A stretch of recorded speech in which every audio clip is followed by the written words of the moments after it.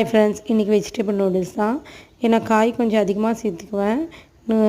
Beans, பட்டாணி, carrot, முட்டைகோஸு, உருளைக்கிழங்கு. முட்டைகோஸும் உருளைக்கிழங்கும் கொஞ்சம் அதிகமாக இருக்கும்.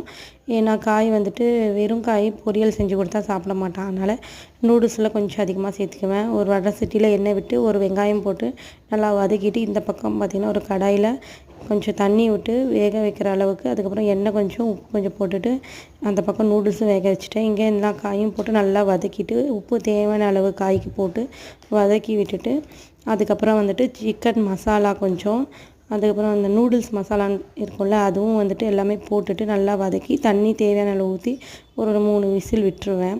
இது பார்த்திங்கன்னா நூடுல்ஸும் வெந்து வந்துருச்சு, வடிச்சிட்டேன். அதுக்கப்புறம் இது வெஜிடபிளும் வெந்துருச்சு. அதுக்கப்புறம் பார்த்திங்கன்னா எடுத்துகிட்டு அந்த நூடுல்ஸ் போட்டு நல்லா பெரட்டி விட்டுட்டு இறக்குனா நூடுல்ஸ் ரெடி. பையனுக்கு இப்படி தான் பிடிக்கும், அதனால் கொஞ்சம் நல்லா வேக வச்சு கொடுத்துருவேன். அவ்வளோதான் ஃப்ரெண்ட்ஸ். அடுத்த வீடியோவில்